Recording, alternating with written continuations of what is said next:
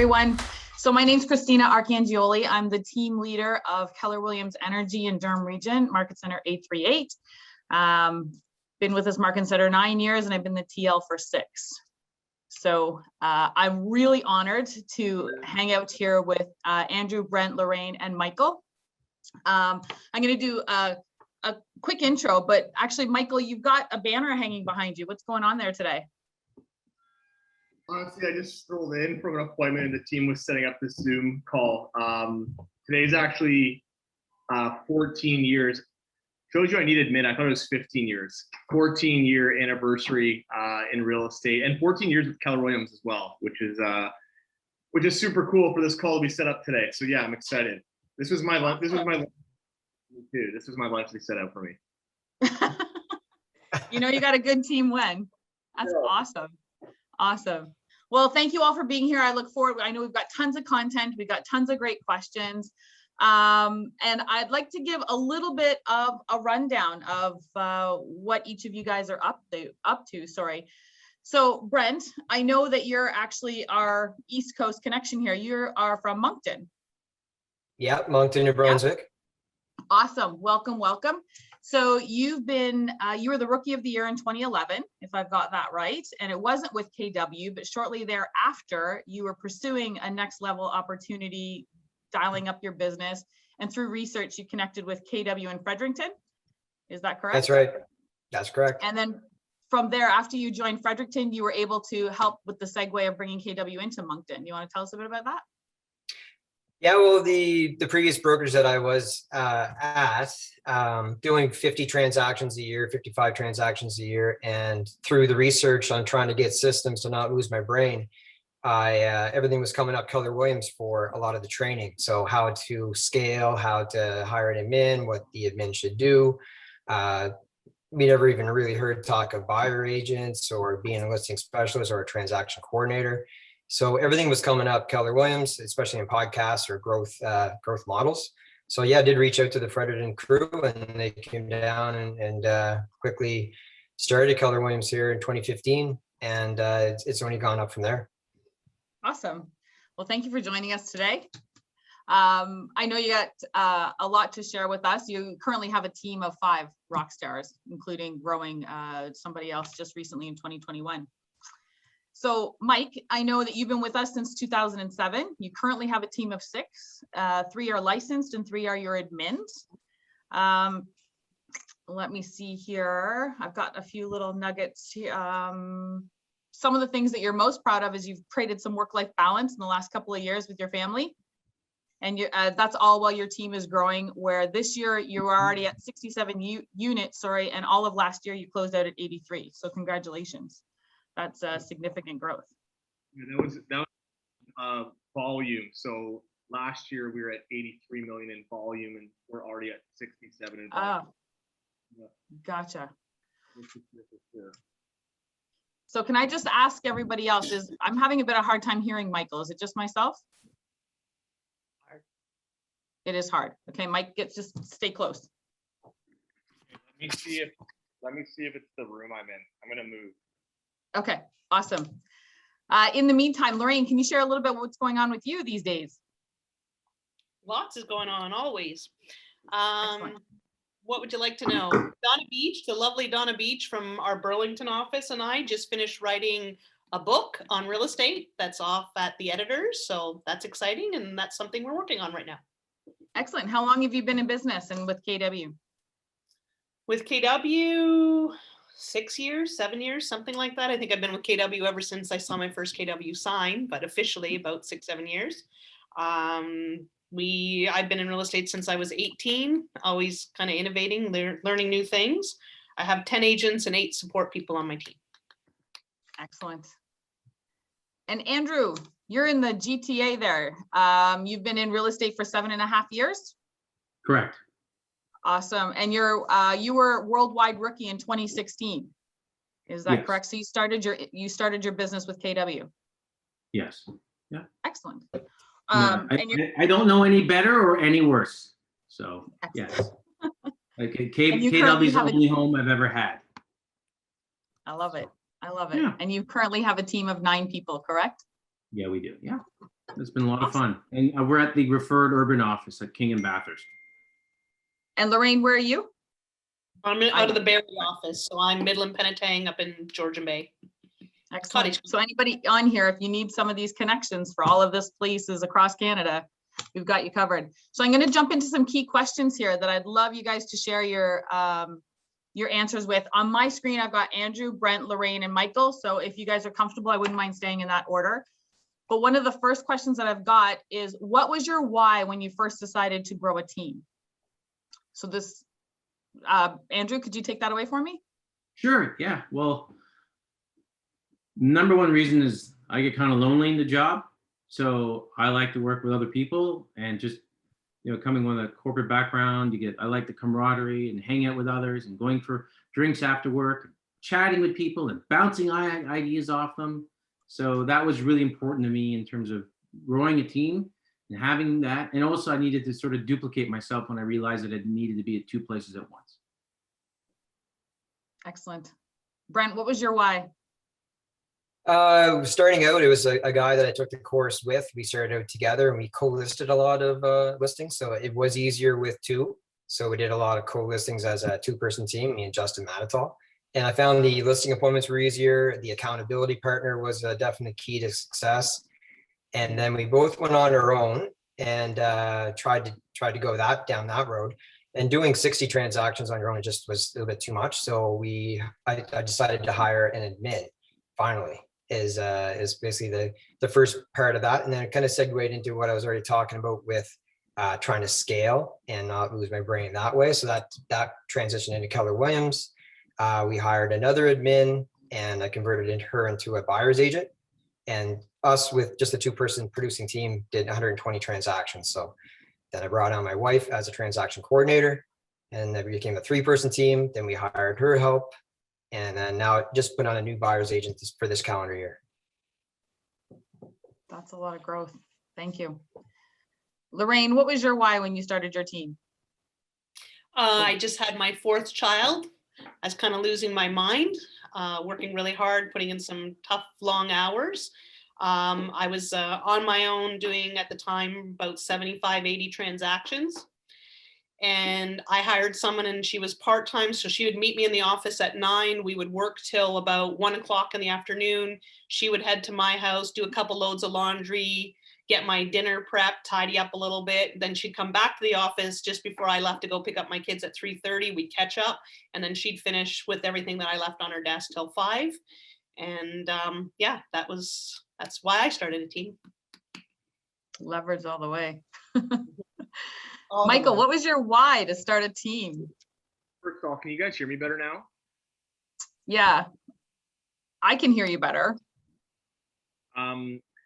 So the biggest reason why I started a team was we were going to be having a first child, and it was honestly more about time for me, is trying to leverage, you know, other talented people to create more time for myself. And that's where that whole work-life balance comes from for me. Is, you know, we've done 6 transactions year to date, and I think I've been late for dinner, you know, 5 times this year. So it's really important. You know, we have 3 kids now. It's just really important for me to, you know, be home, be with them, still do big business like we do. But just again, to try and find that balance, being on my own, doing, you know, X amount of transactions by myself, it just started getting to be too much, right? And then you start growing because, you know, of your reputation, etc. And there's only so much, in my opinion, like the other panelists have said, that you can only do on your own, right? Before it just becomes that point of like, why am I doing this? So I was all about creating, you know, a better life. Life by design. I like that. So Mike, I'm going to come back to you. I've got a 2-part question here. When you made this decision and you discovered your why to grow a team, who was your first hire? And the second part of that is, how did it go? Yeah, so my first hire was admin. She's still with me now. So she's been with me for almost 9 years. She's the director of ops now. And honestly, it went really well, because it sort of was an eye opener on like jobs that, you know, I shouldn't be doing day to day, that I was consistently doing for, you know, a good 5 years before. So it was really the birth of our team, of starting all the systems, definitely when you're a control freak, it's one of those things where it's hard to step back. But when you find the right person that's even better at those jobs than you, it becomes a huge like aha and eye opener that that this can be done. And I wish I hired that admin, like I said, years before it actually happened. So it was a really good process for me. She's obviously, a big part of our team, a big part of our growth and our culture now. And again, it was just really the start of like getting someone else in there, seeing it from a different point of view, and creating systems that are ones we're still using today, right? And work really well. Well, if she's still with you, then it went really well for your first hire. Congratulations. Lorraine, who was your first hire and how did it go? My first hire was a client of mine that was laid off. And so I thought, oh, this is great. There's no risk. I'll just bring her on. She's not working anyway. It started off okay, but I knew nothing about DISC. I knew nothing about KPAs. I knew she was just a really nice person. She should have never have been in an admin role. She was definitely a salesperson and got licensed and pursued that after. So, but that was many, many years ago. I've learned a lot since then. I still make mistakes, but they're a little better than that one. Yeah, they always say sometimes like our first, Michael, I think you're a bit of an anomaly, but usually our first hire is a learning curve for all of us. Definitely. Brent, who is your first hire and how did it go? That's a perfect segue into my experience, my first hire. So it was about 7 years ago, and basically brought on an admin because I needed that because of doing so much volume on my own. And then hired a little quick from a referral from a friend of ours, not in the business. I had a great list of things for them to do and for her to do and follow up on, but a little bit of partial blame on myself on poor leadership because I was too busy by not leveraging her properly. It was with that previous brokerage, so no systems, no training, no accountability, no KPA, especially that would have came in very handy. So that was a bad experience for sure. Maybe half her and mostly me. I blame a lot on myself on that one, and I learned from my mistakes. Definitely when we hired a little slower on the next admin, it was a person that we knew a little better with a theater background. We had more leadership. I also brought my wife on board at the same time. She was on mat leave, so she had more of an accountability partner in her. So she kind of get a little more inside information or more attention, I guess, of what to do on a daily basis. So we learned a lot from that first hire, and the second one went way better. Excellent. Lots to learn from. Andrew, who was your first hire and how did it go? I think I did a quasi assistant and team member almost simultaneously, give or take. So, and I guess it was quite fortuitous. Both sort of presented around the same time. I had the realization, hey, kind of maybe want to build a team. And I was looking for the assistant first, and then someone bumped into me kind of thing, someone at the brokerage who's still with me now, still this day, 7 years later, although she did leave and then come back. So, that old saying, if you love something, let it go. Let's see if it comes back to you. Well, it did. And it's meant to be. So, excellent. Although the first hire didn't work out, it wasn't bad. Like, he actually wasn't bad, and I did like him. Still have a lot of respect for him, and a good person. But it wasn't their sort of dream job or job that I think they really wanted long term. More like, let's say, like a stepping stone or something that they just wanted to do for now. I appreciate all of your transparency in those first hires, because sometimes I believe we think we've got it wrong, and that's we don't see the other mega agents and strong teams feel that they ever got it wrong. So thank you very much for that. Can I just quickly ask all of you guys, Andrew, are you still trading on your team? Yeah, absolutely. Yeah, Brent, how about yourself? You actively trading? Yes, for sure. Yeah, actively trading. Lorraine? Yeah. I'm transitioning a little bit more into the kind of the leader of the team. It's a challenge. I still love what I do, and I still have clients from the last couple decades. I work with investors, so I normally do about 100 deals a year myself. I did that still last year, but my goal is to get that closer to 70, 75, just with the investors. Good stuff. Michael, do you still actively trade with your team? Yeah, I'm definitely leveraging them more to do listings. I only do listings right now. I'm not doing buyers. I do 60 to 70 listings on my own a year, but they've definitely been doing more listings than they ever have. That just comes with practicing the listing presentation, confidence. Mhm. So then I can transition, not right now, but in the future, when I want to do some other things. So they're doing both buyers and listings. Excellent.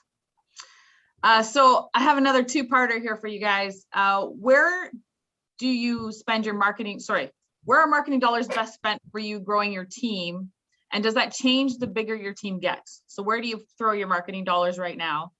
And I'll leave part two after you answer that. So where do you invest your marketing dollars right now? Michael, you want to start? Yeah, so we're a pretty big online based team, so we spend a consistent amount on social media ads. Honestly though, this comes down to like, who is your audience? Who do you want your audience to be? And really researching your demographics. So like, we know 80% of the people that call us, are women. So we know where we need to market, because those are typically the people making the decisions on who hires us, or at least calls us for the listing appointment. So I would say, like, definitely just run some ads or test things just to make sure, like, who is it that sees your stuff and is attracted to your stuff. And then you can sort of coordinate how much money you want to spend, or what you need to even spend towards that. We began our success with branding during, with farming. I don't know if I would suggest doing that in today. Like, this was back in, 2010, 2011. I don't know if I would suggest that right now. It's very oversaturated in the area that we used to be farming in. But I would think, coming up with a really good social media, online presence, a plan, and then just getting involved with the community. That's like what we're really doing as well. It's sort of like, we get calls how to hear about us. Generally, it's like, you just see your stuff all over the place, like whether it's online or like a bus sign or something. So it's sort of hard to pinpoint sometimes exactly, but we know who it is calling us. So it's so important to figure out first who is your audience and the demographic. Excellent. Andrew, how about yourself? Where do you guys spend your marketing dollars, and does that change as your team grows? Doesn't really change. We focus the money on our listings and on our clients. Awesome. Brent, how about yourself?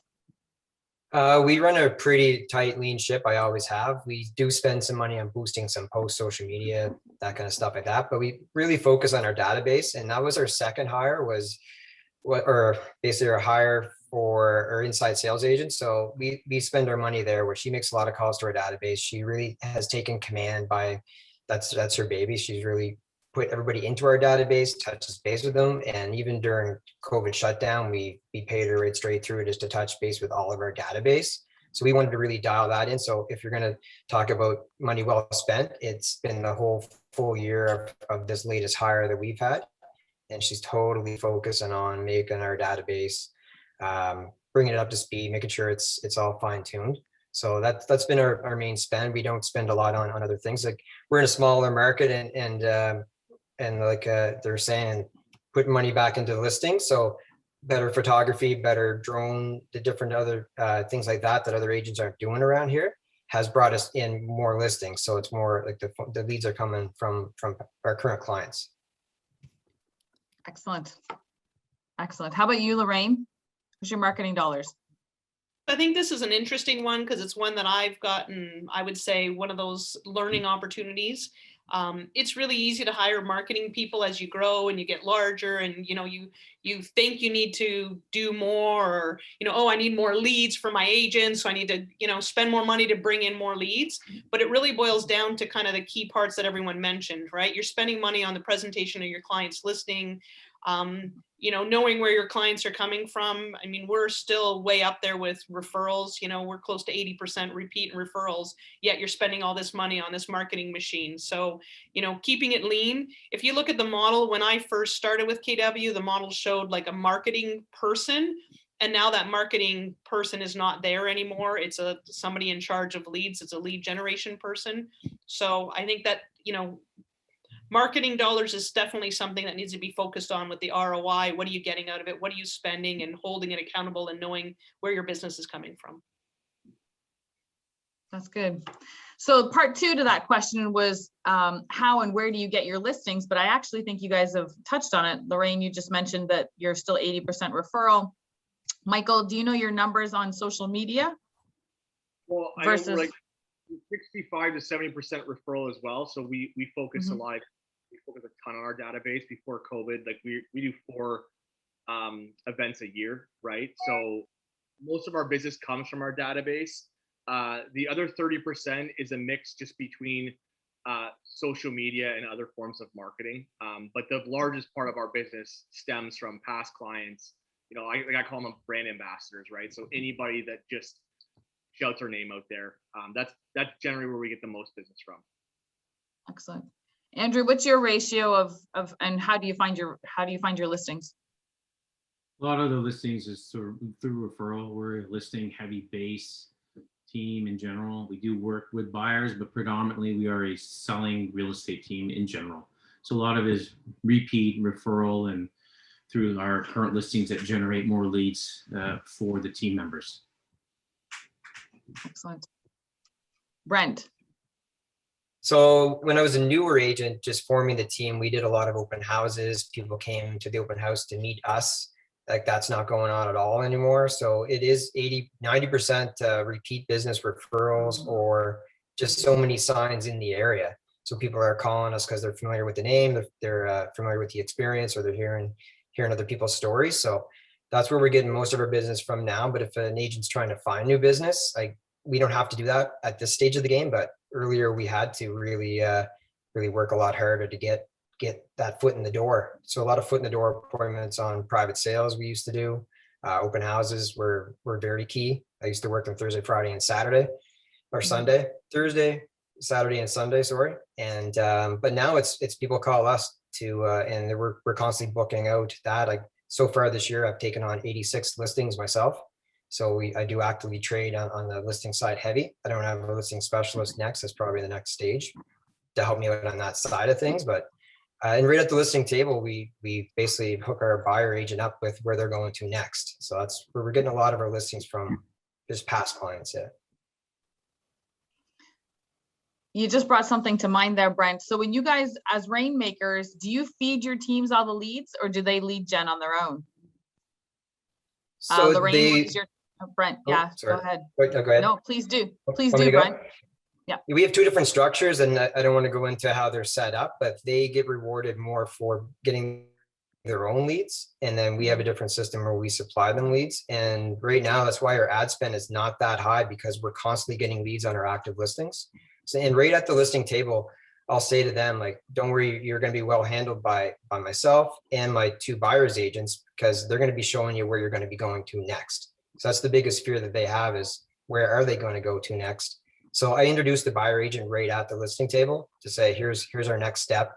And then as soon as we leave, we get it signed up. I figure out who is the best fit of the buyer's agent, and then they start working with them immediately, sending them property. So. Excellent.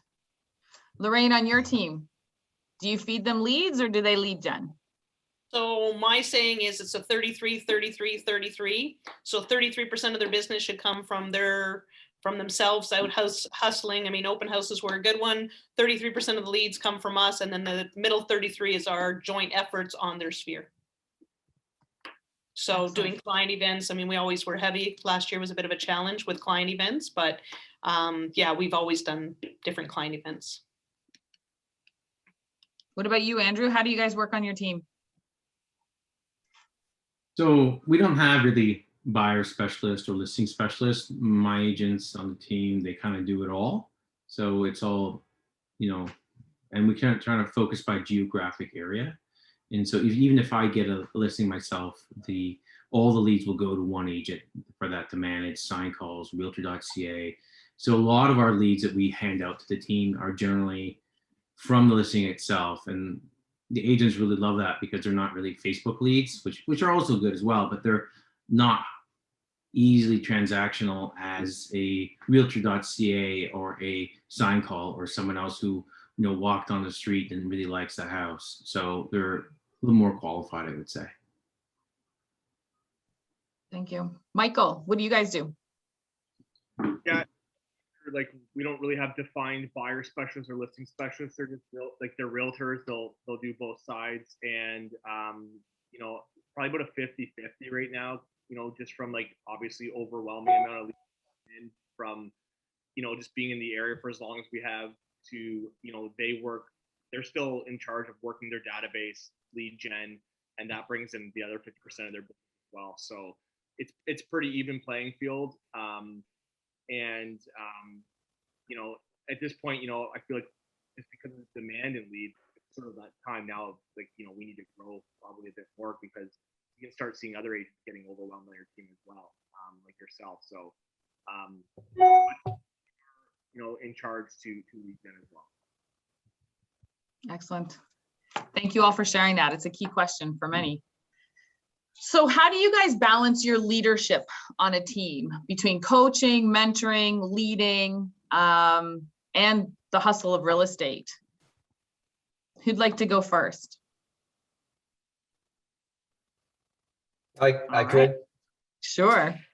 I enjoy that part of it when it's, especially with our team. So we have a weekly morning huddle on Mondays. So we kind of try to do that every Monday at 10. There's a lot of holidays involved in there and all that kind of stuff, but you know, we're often on the move. So it's good to touch base with the team at the start of the week, I find, and kind of sets up the week, get rolling. And we kind of go over the week before, and if there's any like trouble or any objection. So I do a little script and role play with the whole team, and they see all sides of it. So all my admins see the trouble that the agents are currently having with the buyer side. So we go over some script role play training, and a lot of that's sinking in with everybody, and then you get the objection handling right off the bat. So it's kind of coaching and team accountability call all in one. So that Monday morning meeting that just really kind of sets up the week and gets everybody rolling. I like that part of it, but it's a good balance because we're all busy and we all have a lot of things going on, but they have no hesitation in calling me all through the week. And even other agents within my downline call me quite often for, how would you do this? Or what would you say with that? Or, and so a lot of people find me approachable. So they just flat out call me all the time. So I'm handling a lot of those coaching calls within other agents in our office.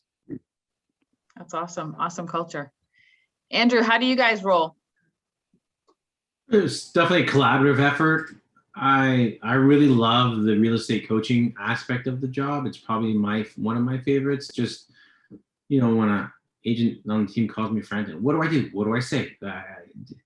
Don't pass go. Don't collect $200. Like, it's just like so many questions coming at me, which I really, really love. And sort of when there's a challenge like this guy won't list with me. What's going on? Can you call him? So I also have a sales manager, Shelly, that also helps on the listing. So we go on the listings as well to try and take the listing down. That's sort of an added value that we give.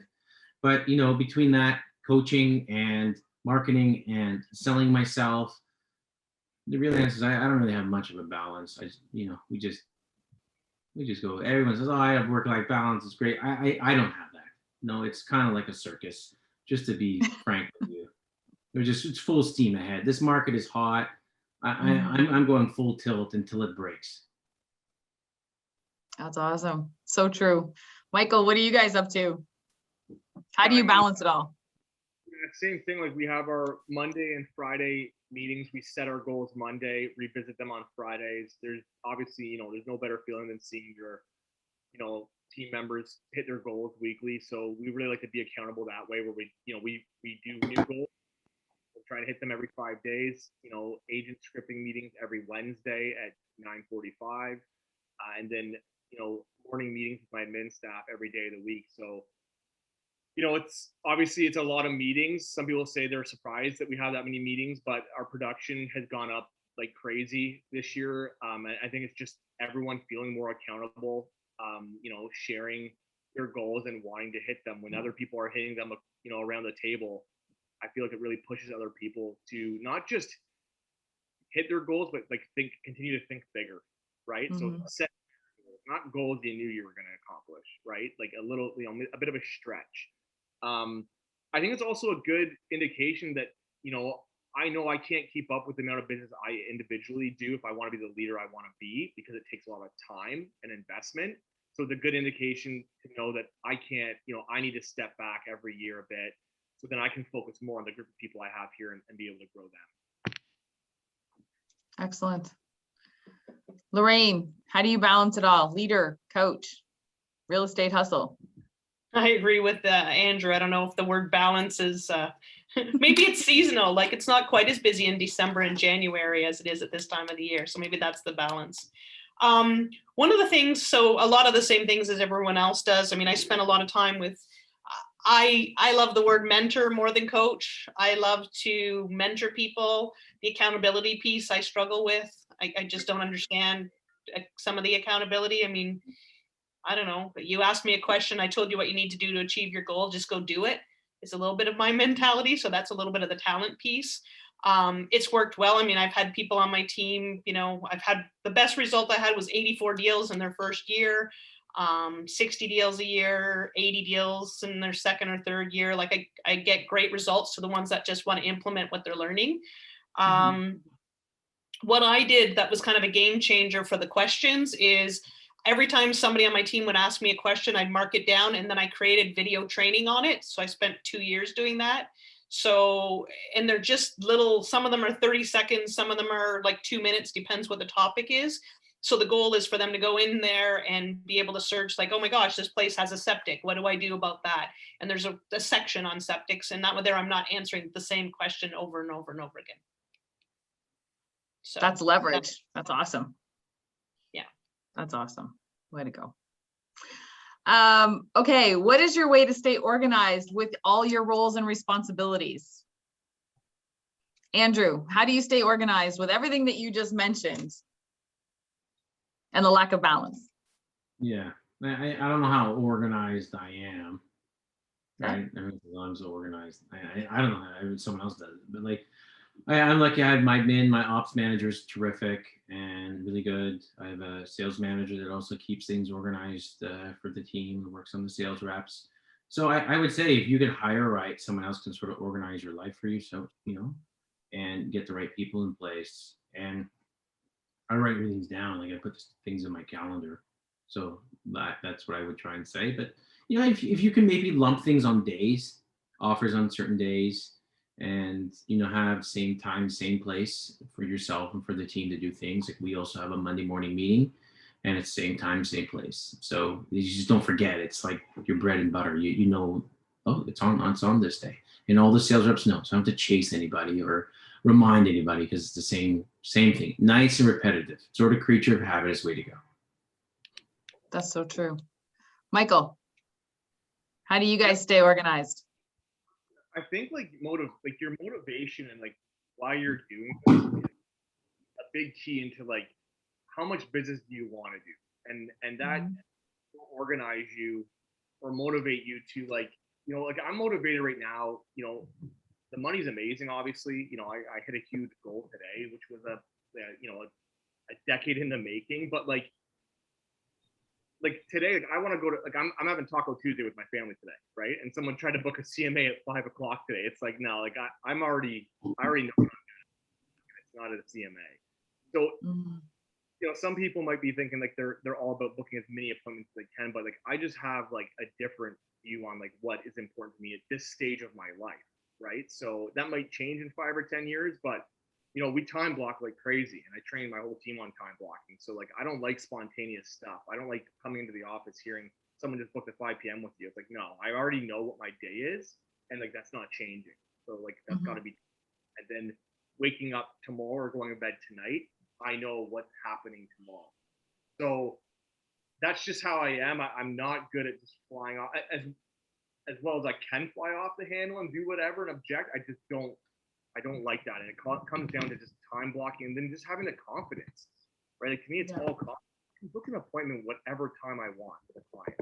And I think people are always so scared that they're not going to take your time. But if you have the confidence and the ability to influence people, like you can pretty much call the shots. So it's like I'm going home and having Taco Tuesday with my family, and I'm not going on a CMA, and it will be tomorrow. And I'll be rebooking that right after this Zoom chat.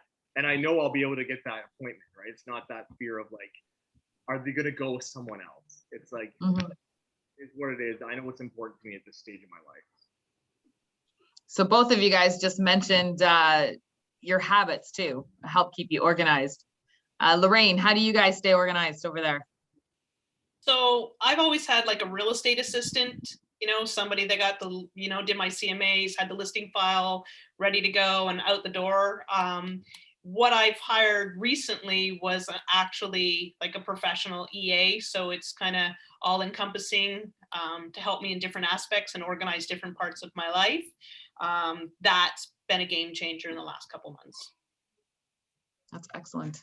What about you, Brent? I'm pretty old school. I still have the old book. Here's where I'm going. Here's what I'm doing. If it's not in the book, it doesn't exist. Like tonight, I'm playing hockey at 8 o'clock. It's pretty hard to get me away from that, for example. But when I was first starting, I used to create a lot of buyer files and a lot of listing files, and I had this big bag going around with me. And I said, if you get a lead, you stay organized with your files. Now everything kind of moves a little bit more online besides my book. But since I hired my transaction coordinator, who is my wife, she basically keeps me highly organized about where I'm going and what's going on for the next day.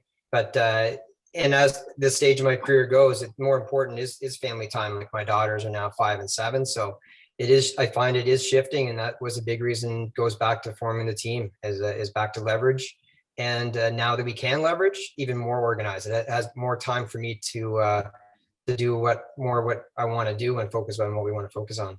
Yeah. Excellent.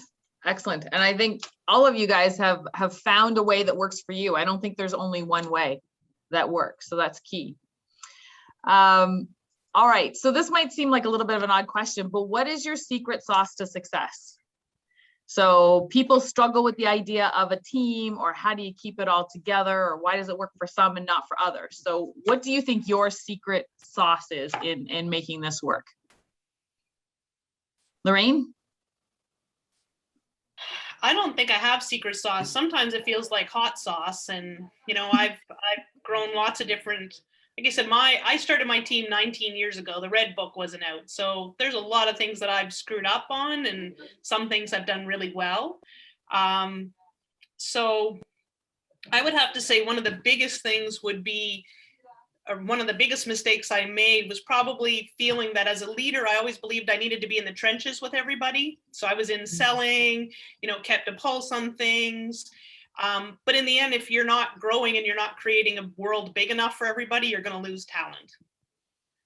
So secret sauce would be, for me, is focusing on growth and creating more opportunity for the people on my team. Excellent. I mean, the company is amazing for that. So excellent. Brent, what do you think you got going? What's your secret sauce? What's your superpower? I think it's always been down to earth, dealing with the blue collar clientele and just being a normal person. But it's the energy level and the confidence and knowing your product. We did renovations on rental properties, investment properties. We own several ourselves, and that's how I got into real estate in the first place. So it comes back to confidence and knowledge, and the secret sauce has always been whoever I was talking to, they really trusted what I was saying. They knew what I knew what I was talking about, and it relayed back into whoever I was talking to, and they just end up referring us. That's how my business grew. Is the secret sauce definitely was being able to talk to anybody, anytime, and I knew my stuff, and they asked me something, and I usually did see that house or show that house, or I know that area or know that section of the river. So the secret sauce is definitely know what you're talking about to whoever you're talking to, because it could lead to 20 transactions with that one conversation. And it always has been that way. Yeah. And I would make Cross an and assumption that relatable trait, I think, serves you as a leader as well for your team. Andrew, do you have a secret sauce? What makes you an awesome rainmaker, team lead? I'd say that I'm resilient. I can handle a lot of pressure, like a lot of pressure, and I rarely get frazzled, but I do. But then there's times when you just want to throw in the towel and quit, and you had a crappy day, and you realize, hey, I had a great day 3 days ago. I'm okay to have a crappy day today, and the next day will come. And if you can just push through those really bad times, be relentless, you'll be okay. But I think that's probably my biggest strength is resilience. It's just like, because you see it, so many agents have quit, left the business, or gotten down on themselves. And even if they do get down on themselves, it takes them 3 months to recover. You got to be like a ping pong ball. You get punched in the face, right back up again, and just keep going. And you find like sometimes the agents are just even not that bright are the best, because these don't know any better. They just keep running and keep going and keep going, because eventually it will work out. And that's awesome. basically like, the hardest working person in the room is always going to win. And you got to believe in yourself and realize what you're doing is right. If you read a book, if you listen to other people and you say, this is how you should do it, just because it doesn't happen one day or 5 days or 5 months, it is going to happen, because like this dum-dum on the street is doing it. I can sure as hell do it. And that's what you got to think yourself is, look, I am just as good as this other person, and he's doing it. She's doing it very well. They don't have any superpowers. And you just apply that same sort of simple logic. A lot of people try and make it very complex and do this. And that's, keep it simple, stupid. The best marketing you have is yourself at the end of the day. And you just got to believe awesome. it. Just keep going. It will work out. And the more no's you get, the closer you are to a yes. Sounds like a lot of strength in the failing forward fast. I guess, well, whatever you want to call it, but it's just, you got to believe in yourself. Just don't give up. And look, you don't like pressure. You don't want fires. You don't want customer complaints. Don't sell any houses, or don't sell a lot of houses. And as you grow as a team and you realize how many transactions you start doing, you got to keep it as a percentage. So if you sell, I don't know, 50 houses and you have one really bad fire, that's not bad. One crazy client, that's okay. If you sell 100 houses and you have 2 or 3, that's okay too. You sold 100 houses. You're bound to step on some landmines. God knows how many I've done, and the rest of the people on the panel stepped on landmines, and these clients are like in disguise. Oh, so soft and sweet. You signed the paperwork and they're like a dragon lady. It's terrible. We've all had those people. So it happens to me. It happens to everyone on the panel. It happens to every other agent, over 100 thousands of agents in the world. We're no different. Whether you're selling in Toronto or in Paris or in Miami or Los Angeles, it doesn't matter. There's crazy clients out there. There's deals you've lost, and you're going to continue to lose them. For whatever reason, you're going to lose it. Doesn't make a difference. You could be way better looking, smarter, faster, better marketing. I don't know. Oh, we like this guy because he had a better tie than you. Well, whatever. They choose for some crazy reason.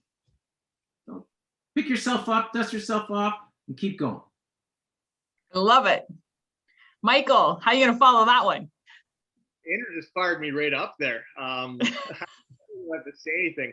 No, honestly, all three of them, like from, Lorraine saying growth and opportunity for team members, Brent saying confidence, which I am huge with, saying I feel like everything's confidence. Commission objections, if you're confident, I'm sorry, that can confidence will outweigh those objections. And then to Andrew just going off there about crazy people, which is, super true. But I think a big important part of it is, the culture that we have here on my team. And it's probably a better question for my team about the secret sauce. It's not a secret. It's just, I think the culture is really important, and it just sets up everyone for the, being on the same vision, right? And sharing that same vision. So that goes with always making sure there's opportunity for everybody to grow if they want to.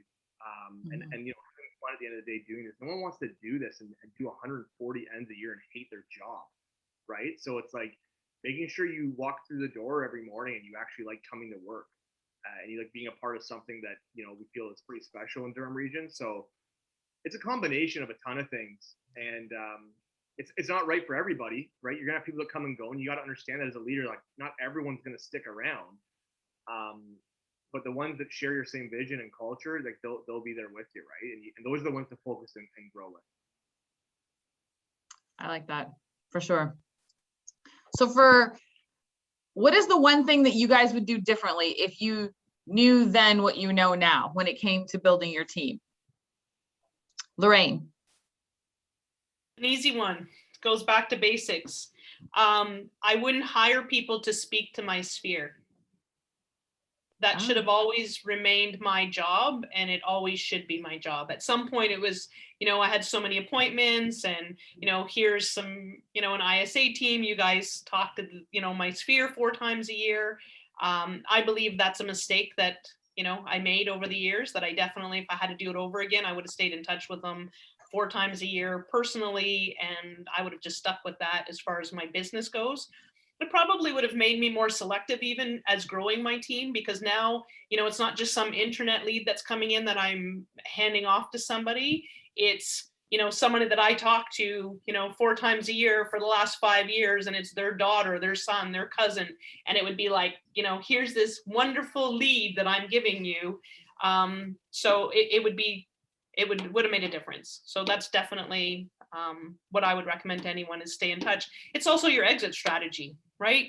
One of my favorite things is if I ask somebody, if I were to call, you have 300 people in your database, and I called all 300 of them and asked them who their real estate agent is, how many of them would say, or what percentage would say your name? And when I ask existing agents that in recruiting appointments, they either lie and say, oh, all of them, but most of them drop their head and go, I don't know. Right? When's the last time you talked to them? So Right. I think it's your retirement. I mean, it's everything. It's your retirement strategy. It's your future. It's what you should be doing on the team, in my opinion. Michael, what would you do differently? I think it's like, I don't want to say fire faster. Like, I've had bad people. We haven't had bad people. It's just there's people that aren't right for what we're doing, and like we've been in quite a while, and we are almost up 100% this time than we were last year. And we're hitting some crazy goals. Like, you called me today a captain a day, which was like a huge, 14-year goal of mine. And we're just doing some crazy things because we have the right amount of people, or we have the right people here. So it's like, to say fire fast, it's more just like, I think taking bigger risks when someone's not right for what we're doing, letting them know right away, and like, getting them out the door right away instead of, dragging that on, trying to please, more than one person. Very, very difficult as a leader when one group's a certain way, the other group's not. So I think just distinguishing what you're up to, and then doing it, right? And I think we get so busy being busy that sometimes you just put up with stuff. And I think if I could go back years before, I'd be like, man, I knew that wasn't right, and I just put up with it for a couple years because it's still making money, it was still doing okay. But now with what we have, like, you can totally see the light now and just be like, wow, like, we're capable of doing even bigger things because we're all on the same page. So Right. I think just jumping quicker, right, and not being so careful sometimes. Protecting the culture. Mhm. Yeah, it's still hard for me to do that. Like, just even me saying that, I'm like, ugh. But it's like, there's risks you need to take if you want to, grow to a certain level. So. Right. So Brent, what would you do differently? Definitely Keller Williams is a huge eye opener. That first Keller Williams family reunion that I went to in 2015, I wish I would have came back and implemented everything that I wrote down that day at family reunion. That was my first time experiencing Keller Williams. I just switched over 2 weeks before that and came back with all these great ideas. And it wasn't until another year after really that I really put the team in motion. But if I could do it all over again from the start, I wish I would have been at Keller Williams sooner. I wish I would have hired my first admin properly and better and more carefully. And if someone's starting to set up a team, if I could do it all over again, if what I know now, it's reach out to somebody that already has a team, like one of the people on this panel, and say, how did you set it up? Ask more questions for people that are one level above you. There's always people that are 15 levels above you. You ask those people, and don't be afraid to ask those questions because they've already learned the hard way or learned the slow way. And that's me. It's been 5 years. And if I had it all over again, 10 years ago, I would have been at the position I'm at right now where I have this leverage. And now I'm fine tuning it. And now it's going to be the next level quicker. So it's all, if I had everything over again, it'd be one step quicker all the time. Implement what you learn at these family reunions from big mega agents that are really used to talking to people like we are today. Like these guys put on amazing presentations and we write stuff down, but just put it into play quickly and accelerate it and trust the system. They're doing it. Keep on asking questions And that's my biggest advice for my own self, my previous self. Thanks. That was a good one. Andrew, what would you do differently if you knew now, or you knew then what you know now? Sorry. Similar to what Brent said regarding the systems and, family reunions, KW offers a lot of systems, programs, YouTube, KW Connect. Each office has its own sort of team leader. So I would, I wish I used more of the online videos and all that information there, which I just didn't really use initially. Maybe because I thought I didn't need it or it couldn't be useful, but you always get little nuggets out of it. It's not going to be getting life-changing, but you're definitely going to benefit from it. And that's free, and I love free. So what I would say is that, I wish I used more of those systems initially when I first started until, using them later on in my career. Gotcha. Before I ask you guys the last question that I have here for you, I just want to, I guess, repeat the sentiment here that KW has a culture of sharing. And when people are building their teams or looking for the next level, you have a full roster of people that you can draw on, both virtually, like Andrew said. Michael has offered, DMing him for additional team building information. And then all the coaching and training that happens from, the leaders of our company that are already crushing it in those areas. And all of that is available. And we don't even just keep it to KW. We let the whole marketplace know so that, we're raising great agents all over the place. So thank you guys for everything you contributed here. And for our participants that are on watching this, know that it doesn't stop here. You can reach out to your team leader, which is the role I hold in a market center, or any of the agents on any of the panels, and you're going to get guidance on some of the next steps. So I want to thank you guys all. I want to ask you one last question here. And what is your summit in this business? And what is the next goal that you're after to achieve in order to reach that summit? Brent? My next level is to get some help on the listing side, and I'm going to be on pace to probably list 130 properties this year. So I don't want to go at that pace forever. I'm going to have to get some help on the listing side, which is going to lead to more buying side activity. So the next summit is going to be a couple more buyer agents and another listing agent to help me out with that, and maybe see if some of my team wants to move into a dual role like your guys' teams are running.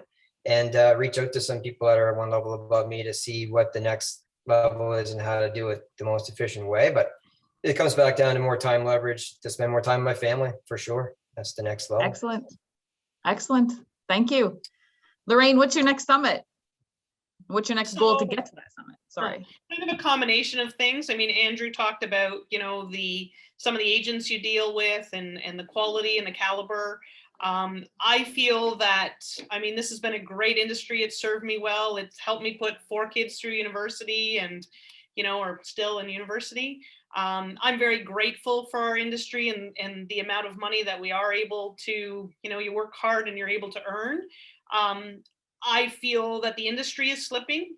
I feel that, the expectations of the public and what we're actually delivering are not always aligned in a mass way.